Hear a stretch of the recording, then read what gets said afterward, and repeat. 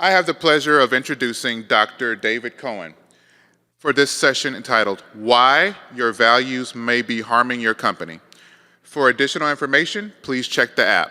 Now, please join me in... That didn't wake anybody up, did it? Well, this is sort of like church. Everybody's in the back, nobody's in front.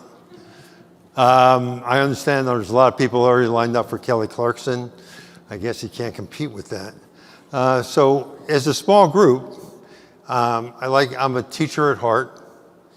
And so if there are questions during the session, you'll lose them if you don't ask them. So speak up. And I'm sure we'll get through the material. Here we go. So here's your roadmap. We're going to define what a value is. Everybody's talked about it probably at every session for the last 2.5 days. Probably nobody's ever taken time to create a common definition. Is a strategy change a culture change? Because that's a big issue.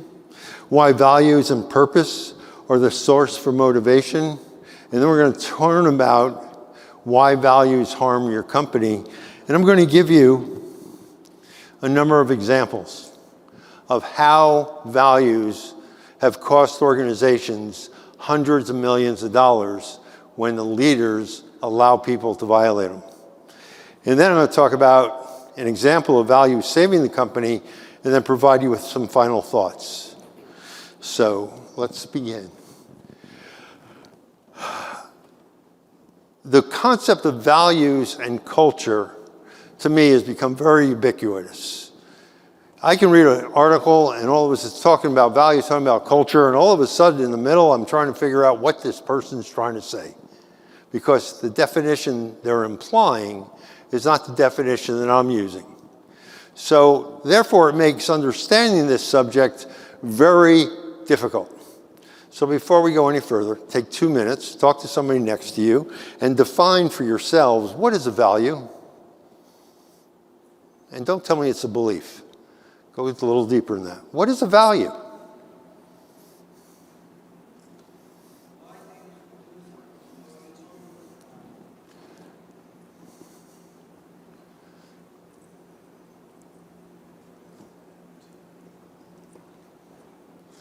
Anybody want to take a guess at what is a value?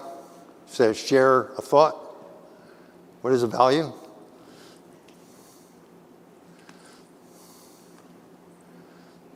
Dr. Cohen, I know you're a teacher at heart, but don't ever like to come to the front of the room. But for me, it's what I live my life by. You know, the day-to-day principles, so to speak, whatever influences me to act in a particular way. That's how I see my values. So they're the things that influence you on how you live your life, make decisions. Thank you very much. Anybody else? Now, unfortunately, I know that person, because the first person to speak was going to get a book.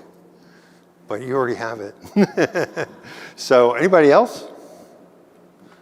Anybody else want to share what a value is? They're the things that influence how you drive your life. Speak up. Yeah, I was just going to say, it's written words or unwritten words that will help define the behaviors that we want in our people and our company. Yeah, but that's kind of ambiguous. Dig a little deeper on a value. Yeah, they're words on how we want them to behave, but what about a value? What makes a value different from other words?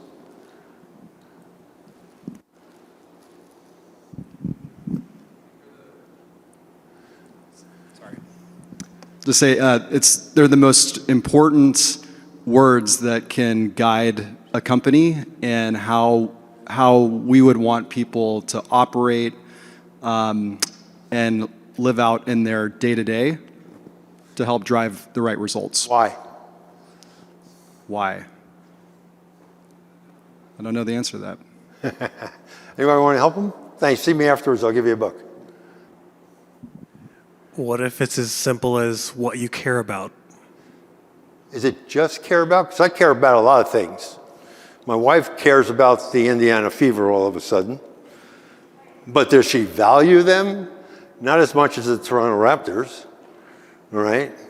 Because the Raptors she values. She Well, after the victory parade, she stood out in the sun for 12 and a half hours, couldn't move, couldn't even go to the bathroom, all right? Now that was sort of a commitment that's a higher level than watching the fever on TV. So I gave an implication there. Values take it to the next level. It's a commitment that what? You want everyone else to believe you care about it too. Right. It's shown through your actions. It's a commitment you will not compromise. See, the difference between values and beliefs is values cannot be compromised. Beliefs can change. I can believe in a lot of things. But a value is something that no matter how I talk about it, no matter whom I talk to about it, it can create problems if there's a disagreement between people and their philosophies and their value base. So our values are different. See if this works. Come on. So here are what our values are to me. Values are strongly held beliefs, but they're more than that. They're emotionally charged. If you're driving to work and you hear on the news something happened that violates your values, it hits you in the gut and it bothers you all day. It's not something that's easy to get rid of. It's not something that's going to change overnight. They are highly resistant to change. They are universally applied. So they're the same for everybody. And one of the problems I always have with organizations when they define the values, they think they're like competency models. So we can have different levels. No. They're the same behaviors for everybody. You know, the expression I use, can you be a little bit pregnant or you're just pregnant? You got values or you don't have values? So the reality is, they're the same for everybody, whether it's the CEO or whether it's the intern that's getting coffee. Those behaviors are the same for everybody. They cannot be compromised because they are the directors of behavior that lead to success or failure. So it defines who we are. It defines right from wrong. It is the code of ethical conduct. Everybody has a code of conduct. Your code of conduct are your values. You violate the values, it's grounds for dismissal because you violated our basic tenets of behavior because they are the foundation for decision making. Now, here's where the problem begins. I work with many executives, and the first thing I ask them is when you're in a leadership team and you're making a decision, the acid test is the decision consistent with the values? If the answer is no, the decision's wrong, not the values. But think about the impact when they make that decision and the decision contradicts the value system. Now, organizations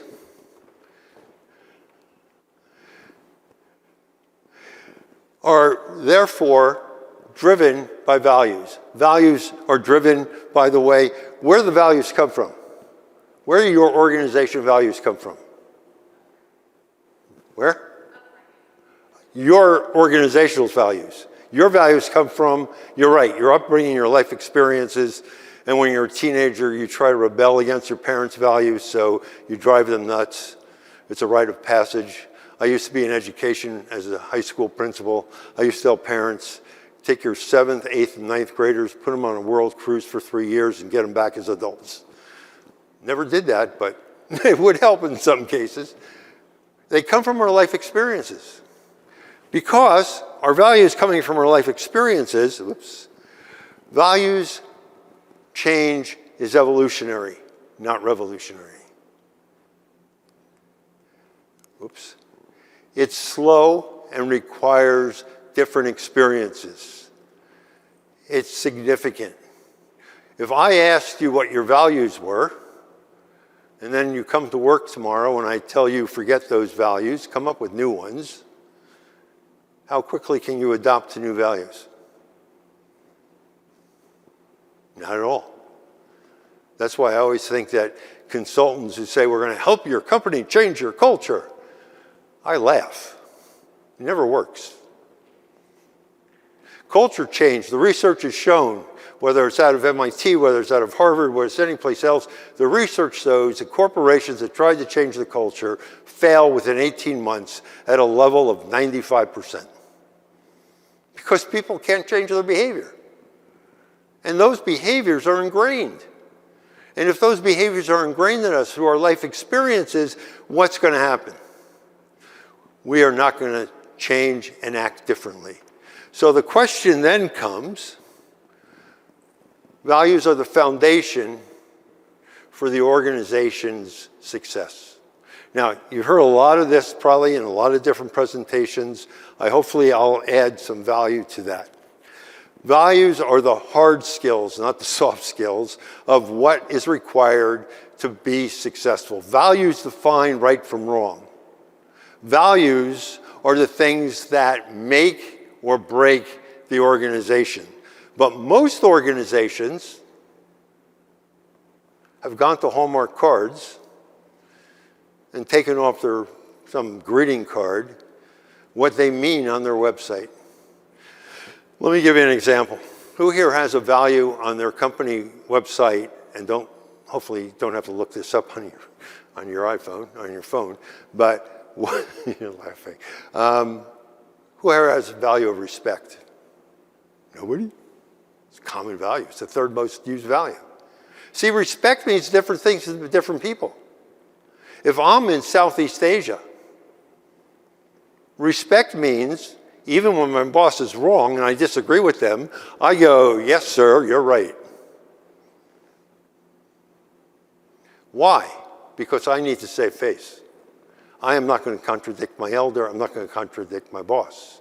In the Gulf region, respect means before I do something, I socialize it for approval with everybody I work with and everybody that's going to impact. So it might take me a month to do something that otherwise should probably take a day or two to start. In Europe, respect means it's okay to disagree with the boss as long as you do it in private, usually over a beer after work. In the United States, if the boss says something in a meeting that you disagree with, you don't raise your hand, you just say, I think that's stupid. And if you don't, and they found out later you had a better idea, they're going to get angry at you. So respect means different things to different people. Therefore, extrapolate from that the values mean different things to different people. I don't care what industry you're in. You can be in the same industry as the guy across the street and have that same value, supposedly, and it can mean completely different things. Anybody ever have somebody that left their company and a couple of weeks later regretted it and asked to come back? Why did they want to come back? They weren't treated behaviorally according to the value set that they expected. They couldn't acclimate to the new company. It's because the grass wasn't greener on the other side. So, values have to be combined with purpose. That's the new, I love HR, we always change things. We started out as personnel, then we became HR, then we became talent management, and we became something else. So we confuse the inmates at our organization all the time. What are we? We have an identity crisis? No, we're human resources. We say that organizations today need a vision or purpose. What is a purpose? A purpose is something bigger than yourself. A vision is something significant yet to do that will not be accomplished in your lifetime. I see some people taking pictures. This can be downloaded online, and the download is not just the slides. It's really a white paper with all my notes and more examples, many more examples than I'm going to give today. So I recommend that you download the PDF. Difficulty downloading it, send me an email and I'll send it to you. So they prevent ourselves, a purpose, a vision of the future, prevents you from having to look at the rearview mirror. Because if you're looking all the time out the rearview mirror, you're not getting any ground. You're not doing anything new. And the problem with that is, your organization becomes stagnant. So a vision to be successful has to be compelling. It has to be short. I love companies that I read, there's like a paragraph. A vision's like 7 words, right? A vision is compelling. It's in the future tense. Otherwise, you've already accomplished it. It's not a vision. So values and vision, values and purpose together will move the organization forward because people have a purpose and feel good about working there. So the keys, therefore, it makes it meaningful, it makes it emotional, it tugs at the heartstrings of the employees, it makes them want to come to work, and here's the key issue. It makes them want to belong. Because when employees don't feel they belong, they don't feel they're engaged, they will not take accountability, they will not create anything new, they will not offer anything, and they retire in place. So without getting them to belong, you can't make the organization work. So here's why values and vision work, and then I'll get into what happens when leaders violate it.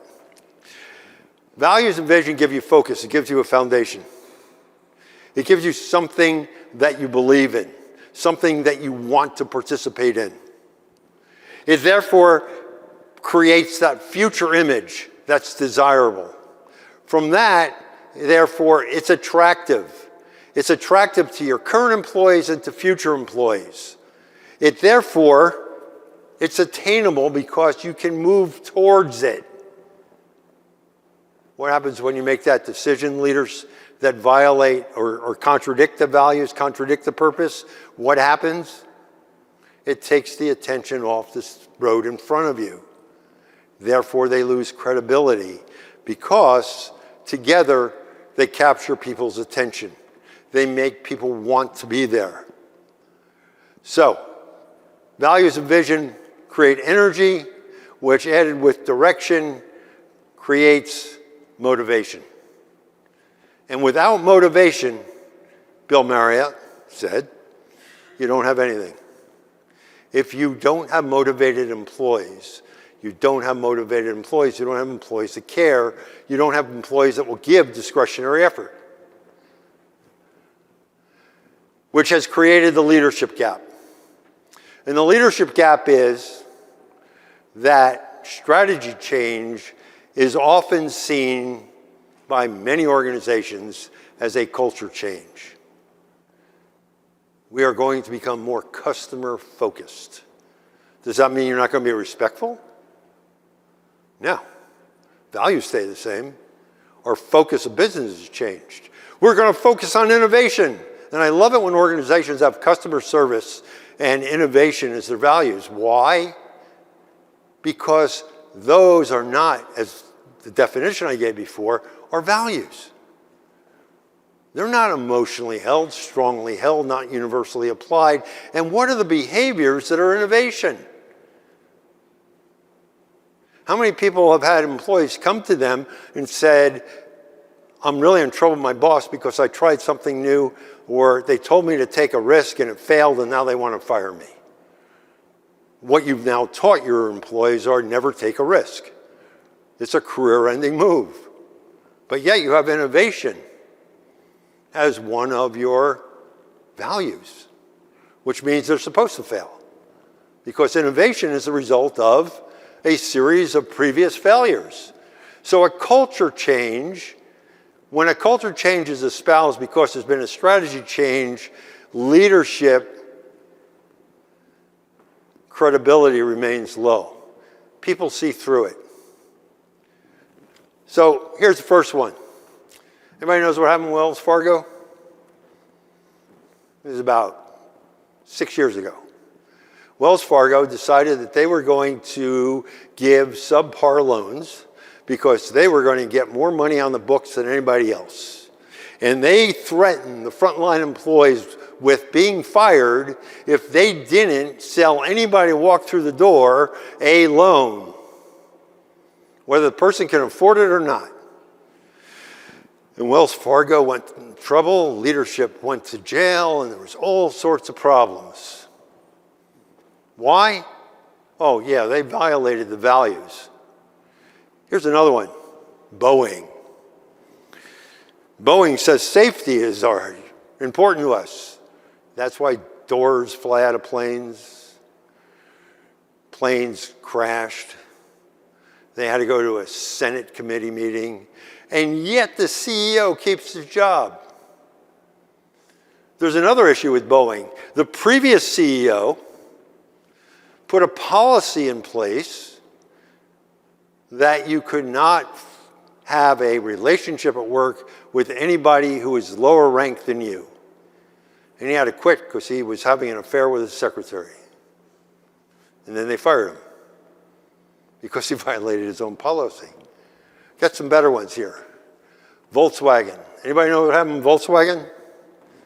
Volkswagen decided that they were going to fool everybody by putting something in the ignition system that would fool the admission system when it was tested that it was meeting regulations, and then were found out that they were violating it all over the world. And they lost millions of dollars. They lost their senior management team. Why? Because they made a decision that violated its values.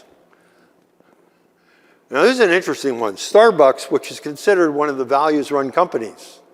Starbucks is an organization that I use a number of things. Full disclosure, they were a client. But I use a number of things from Howard Schultz on things that he said. But Howard Schultz left as the CEO. And then new CEOs came in.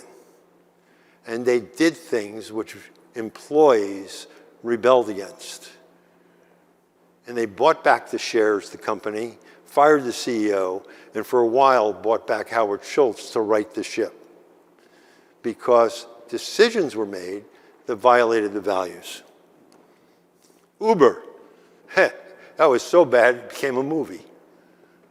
It started out great, but ego got in the way.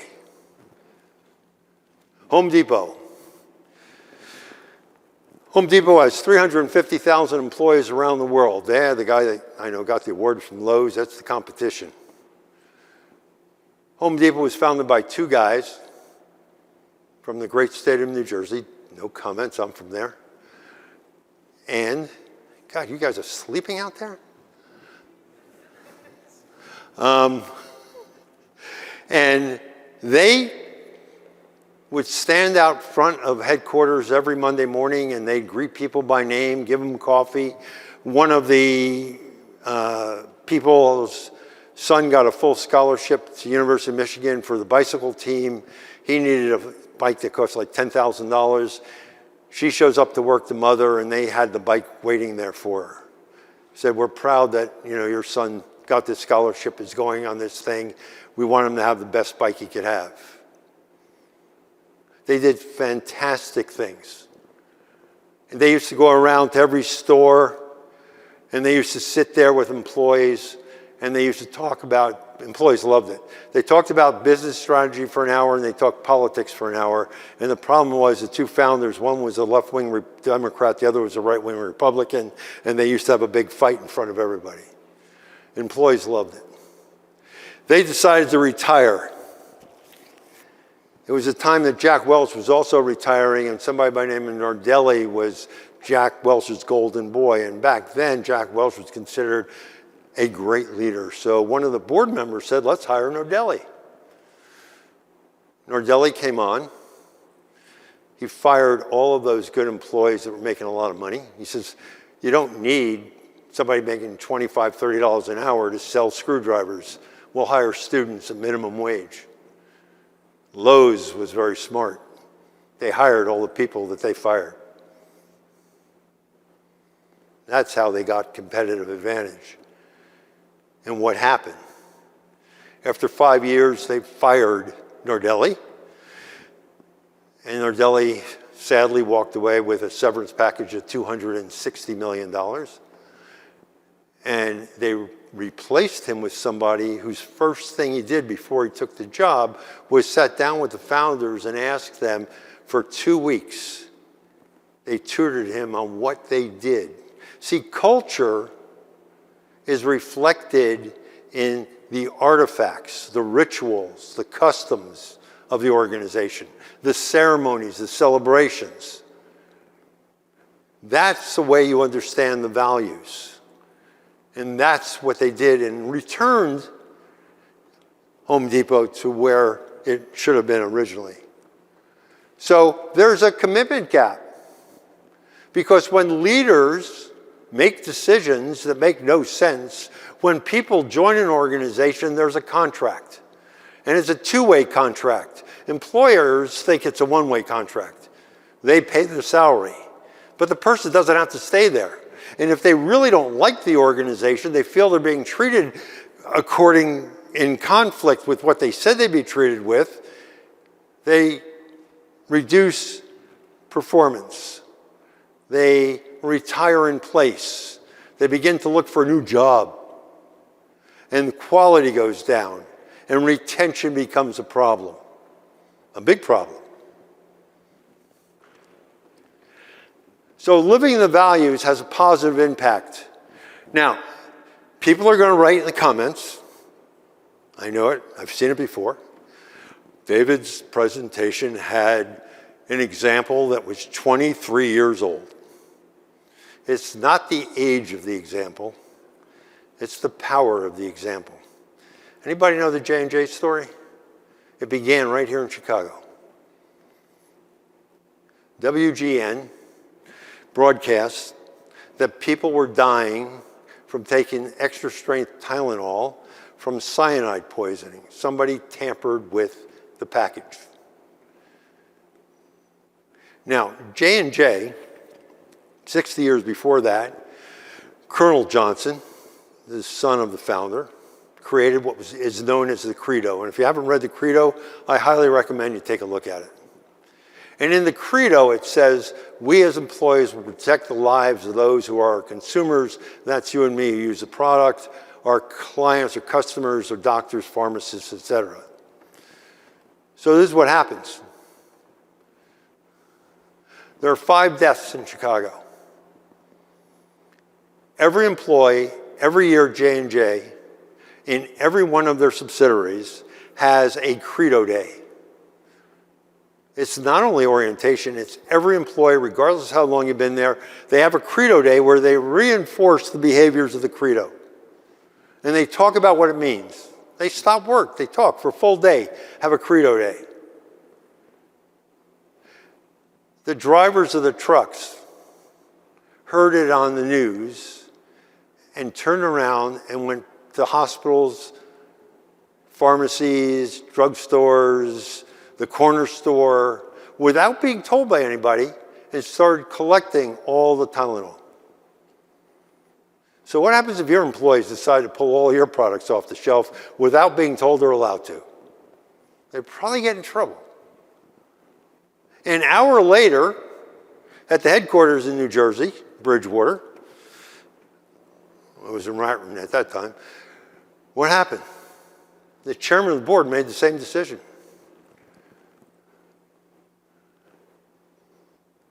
And what happened? Market cap fell $100 million within 6 hours. They had to stop selling the drug, the stock on the stock market. It crashed.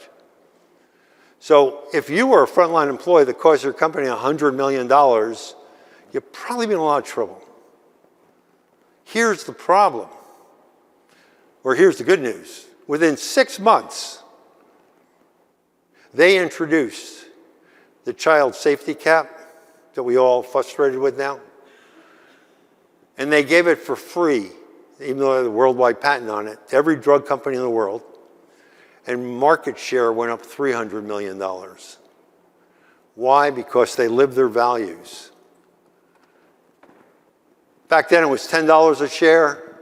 Today it's $46 a share.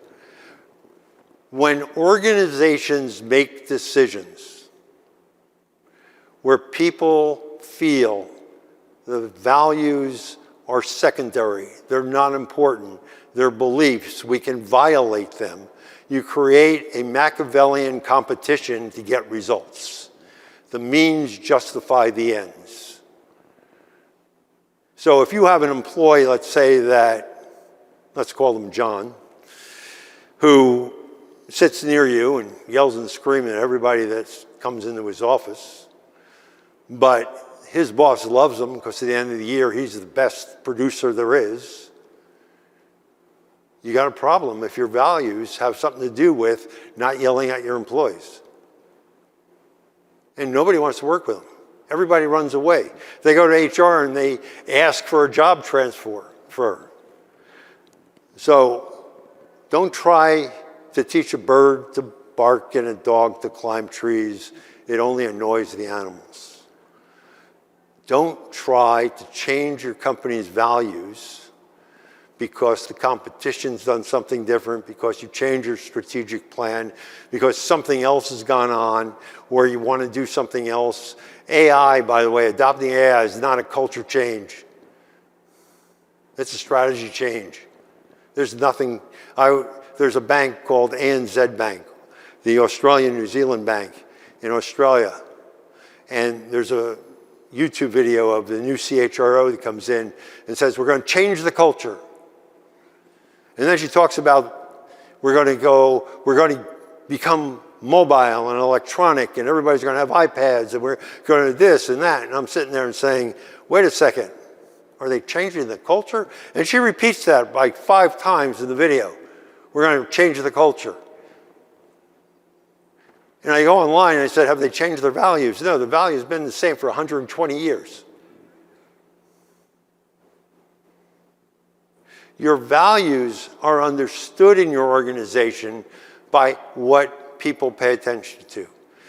So let me give you one thought before I begin to wrap this up. What time is it? Yeah, okay. So your values are exemplified by what I call your corporate legends. Your corporate legends are those stories that you are proud of because somebody lived the values. So one of my clients is Michelin Tires. Quality of people, quality of process, quality of tires, quality of environment. It's been that way since the Michelin family founded it. It's still run by the Michelin family. Quality of people. This is 17 years ago, I'm working there. There's a young man, just got hired, frontline employee, hourly employee. His child is very sick. His colleagues give him part of their vacation time, part of their sick time. He's there 6 months. His child has to fly to another city with his wife in order to get treatment. The general manager of Michelin for the 3 plants in that area come down to him in front of his team at a break and say, are you going with your family to the hospital? He says, no, I can't. I got to make money, got to pay my mortgage, pay my rent, whatever it was, pay my bills, et cetera, et cetera. He says, here's a ticket to fly with them. The guy says, yeah, but I got to get paid and I can't do that. And I've taken everybody's time already. And he says to him, your job description until further notice is to be with your family. And gave him a letter for the Hilton Hotel next to the hospital that said that Michelin will pay for every night he's there and all the food that he eats while he's there. He was there 4 months. He came back to work, didn't miss a day of work for 17 years. Fast forward to 2-3 years ago, a friend of mine, the chief learning officer for North America, his wife has a brain issue that the only place she could go to is the University of Pennsylvania, and they're in North Carolina. So he has to move to Philadelphia. What do? Now his problem is he has to be in France about every 6 weeks, and he's traveling all the time. That's part of his job. What do? And this is before COVID. They set up a video system in a hotel room for him to be able to attend every meeting he has to attend to, and is told don't attend the meeting if he has to be with the doctors or his wife. And they paid for it all. He never missed a day of payment, never missed anything. He basically was at work, he said, about 10 days in 6 months. So it didn't matter whether you're a CLO, hourly employee, you're treated the same. What's the message to employees? If that's a corporate legend that people tell employees, people know about those stories. People say it at orientation. They actually tell their story at the interview. This is the kind of organization that lives its values. This is what we do. It changes everything. Imagine if Michelin made a decision that violated its values, there'd be a rebellion around the world. I was telling that story at a public session in Thailand. And somebody in the audience said, no, that's not true. No organization would ever do that. Some guy in the back of the room raised his hand, stood up and said he was the general manager for Michelin Thailand. I didn't know he was even there. He said, I have better stories than that. But it's all based on the same values. So when people talk about subcultures at organizations, I always have a problem. Because the organization has a set of values that permeate the entire organization, top to bottom. So don't be taken by what I call values or greenwashing. Everybody loves this thing, you know, we are taking care of this, we're taking care of that, and I'm saying, wait a second. If they really believed in that as a purpose, why weren't they doing it 20 years ago? Why all of a sudden they wake up? Because it's politically popular. It's not what they really want to do. And if things get bad, watch those organizations stop doing it. Real quick, because they don't really believe in it. Same with values. So here's a challenge to you. In the Fortune 500 list of values, integrity is the second most frequently identified value among companies in the Fortune 500 that have values. So if we go back to my definition, a strongly held belief, emotionally charged, resistant to change, universally applied, is integrity a value? And try to define integrity without defining the other values in your organization.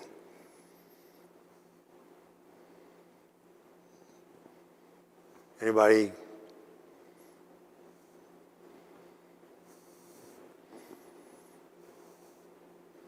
What is integrity? It's doing what you say you're going to do. Isn't that what your values are? I'm going to show respect. I'm going to show creativity. I'm going to show learning, whatever it might be. To me, integrity is the sum total of living your values. Your company has integrity when it lives its values. Integrity by itself is only based on what your values are, what you say you're going to do. Now, that's not a popular statement, and I know most people disagree with it. But from my point of view, integrity is because you are honest, because you have respect, because you do these other things. And if you don't have one of your values, you lose integrity. Ponder that. So here is the secret code. Here's what I call the line of sight. And when leaders have this, and your frontline staff have this, your organization will have accountability, empowerment, and engagement, and ownership. Our values define who we are. Never compromise. They are a code of conduct. They are strongly held belief. Our vision or purpose is our North Star. It's where we are headed. Those need to be in place first. Too many organizations, every time they do a strategic plan, they change their values. You can't do that. I once was talking with one of the directors at the U.S. Postal Service, and we were talking about values. And then I joked with him and said, who is the founder of your organization? Anybody know? Oh, come on. This is high school, U.S. History 101, grade 6 history. Ben Franklin, right? And I challenged him and said, well, aren't these the values Ben Franklin had? And he laughed and he said, for the most part. See, values are created by the founders of the organization. There's a great story, you should look it up. The US Marines got in trouble in the late 90s, early 2000s. And they put in a new commander of the Marines. And what did he do? He went back to 1777 and looked at the founding documents of the Marines and said, this is what we're going to live. This is what we're going to live and die by. And he straightened out the organization because they wavered from what it was that was their meaning. So when a new CEO comes in and they say, I'm going to change the values, I always tell people, put your resumes out there on LinkedIn because the values aren't going to change. They might for, it's the rubber band theory. Until you let go, it snaps back to where it was. So the strategic plan is only correct if it will move us towards our vision and allow us to act according to our values, which means from the strategic plan, every business unit knows exactly what they have to do to be successful. And we will ask our employees, our teams, our individuals to do the same. So I, as the individual contributor, will make my team successful if I accomplish my objectives, live the values, help the company move towards something significant yet to do. The team is successful, the business unit is successful, the company is successful. I have a line of sight. And when people have a line of sight, you get the reaction that John F. Kennedy got at the Houston Space Center from the janitor. When Kennedy asked the janitor, what are you doing here? He famously replied, I'm putting a man on the moon. Think about that. If I went to ask your employees right now, what are the values of your company? How many would they get right? If I asked them what the vision is, would they even know it? Well, if I asked them what the strategic plan is, and here's a problem, some companies keep it a secret from their employees. Well, that's a dead end because now I don't know how to contribute. I don't know if my work means anything.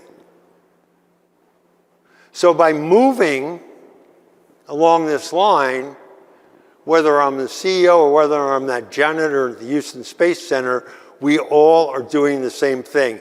Now priorities are clear. Whatever is the biggest project to put a man on the moon comes first. There's no competition. Oops. Once you have that, you can create what I call an integrated talent management system. And here's the problem. When you interview employees, how many of you ask questions for the employee's alignment to your values? Or do you only find that out after you hired them that they don't and there's trouble? The most important questions you can ask somebody is if they are aligned to your company's behaviors of the values. People know what they are, they go beyond and above, and they give, therefore, discretionary effort. It's what I call commitment. And therefore, great companies are non-negotiable when it comes to their values. There's no compromising. Well, I just wanted to make that person happy. Anybody know the Nordstrom story? Not Nordstrom's, Neiman Marcus, no, Nordstrom's story. They opened a store in Anchorage, Alaska. It was in a tire warehousing retail place. Some woman didn't realize that. She comes into the returns department with 4 brand new tires. Nordstrom's doesn't sell tires. She wants a refund. The woman at the refund counter doesn't know what to do. She looks at the list, says the customer's always right. Question number 2, the customer's always right. The third one says, look at the first 2. She calls around to different tire outlets, finds out the average price, gives her the money, and walks away. That's a corporate legend that's celebrated to this day by that organization because she did what's right for the company. So doing what's right takes courage. It's not easy. Famous story at Starbucks where they gave same-sex insurance for the first company in the US to do so. And at the shareholder meeting, Howard Schultz was attacked by one of their shareholders who said, "How dare you do that? You're taking money away from my bottom line. You're taking money away from this." And there's a long story to it, but basically Schultz responds to him with great civility and dignity and says to him very calmly, "Our share price has gone up this year $35. If you can make a better deal someplace else, please take your money there."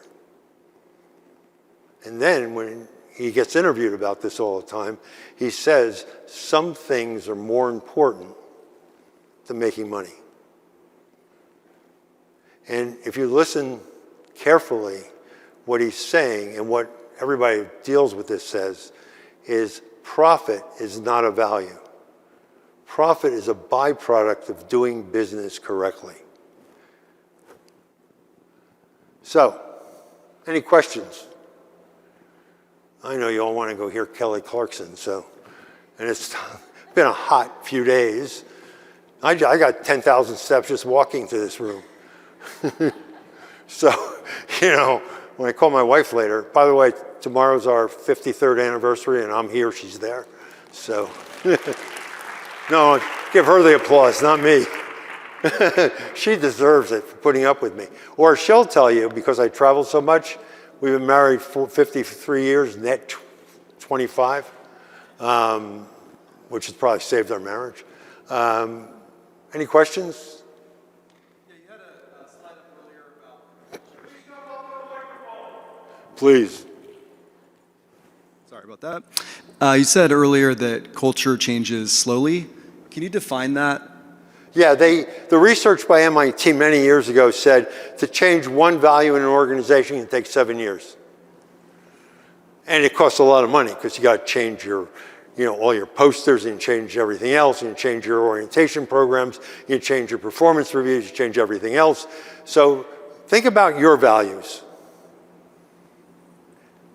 You might have whatever your values are, they came to you through your life experiences, as was said earlier. They came to you through trial and error that you decided these are your values. They're not going to change. The only way that values change instantly is when there's a significant emotional event in your life. So I had a head of an insurance company I was working with. And this is about the time before maybe some of you were born, that on Fridays you were allowed to go business casual. And he always wore a suit and tie. He's really old school.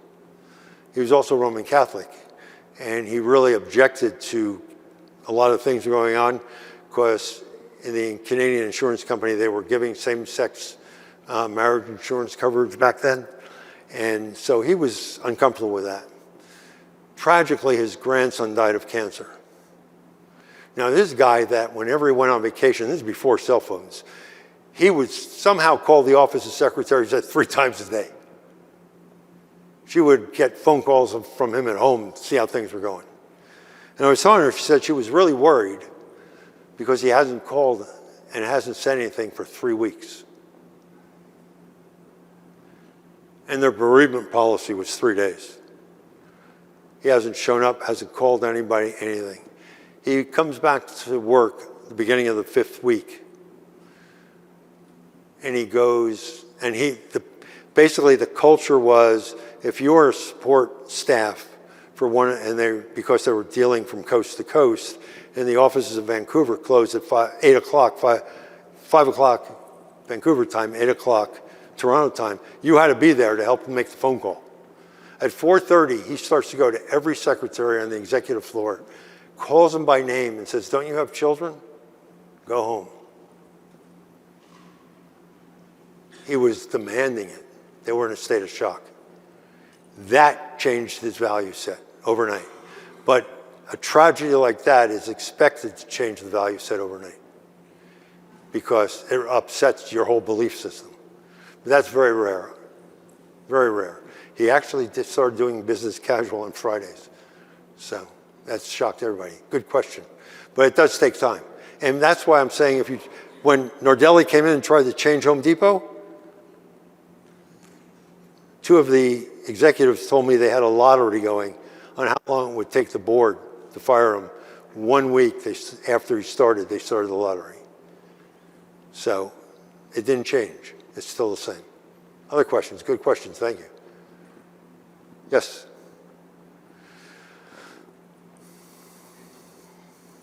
Okay. It is a question, but I'm looking for a bit of advice. So you're in an organization, you're internal, they've come up with a beautiful list of values the senior leadership has. They want you to put it on the website, but they're not living it. The senior leaders are not living these values at all. It's kind of an us versus them kind of thing. What's the one thing I can say to them to help them make some change? I mean, if civility is a value, if respect is a value, but the CEO goes around yelling at people, and that trickles down. Okay, so here's the thing. What do I do with that? First thing is, and thank you for the question. By the way, see me afterwards, I'll give you a book. First thing you have to do is ask them what those values really mean. When I see somebody acting that way, what are the 5 things that demonstrate that person's acting that way? And then you say to them, if I hold up a mirror, would this reflect your behavior? And they're probably going to say no. But before that, say, before we implement these values, and this is the key, never talk values to executives. They hate the word, all right? They hate it. Here's the trick. I learned this from trial and error. Say legacy. What do you want your legacy to be after you retire? What do you want to be remembered for? Do you want to be remembered for yelling at people? Oh, no. So focus on legacy first. And if that doesn't work, then go to the behaviors and say, if I held up a mirror on these behaviors, does everybody on the leadership team act that way? If you still have a job after that, call me and I'll help you, all right? Gladly, all right? But it's really a matter of holding up that mirror and saying, this is your legacy. This is what you're looking at. Those are your values. Those are things that aren't going to change. That's what you're going to be known for. Ford Motor Company has, anybody know what Ford stands for? It used to be first on race day, then became found on road dead. Just a joke. But the fact of the matter is, Ford had new leadership and was doing really well. Then he retired. And one of the Ford family members took over and went right back like a rubber band to his old behavior. So this stuff is really powerful. People don't take it seriously enough. So, any other questions before we split? I thank you all very much for your patience and time.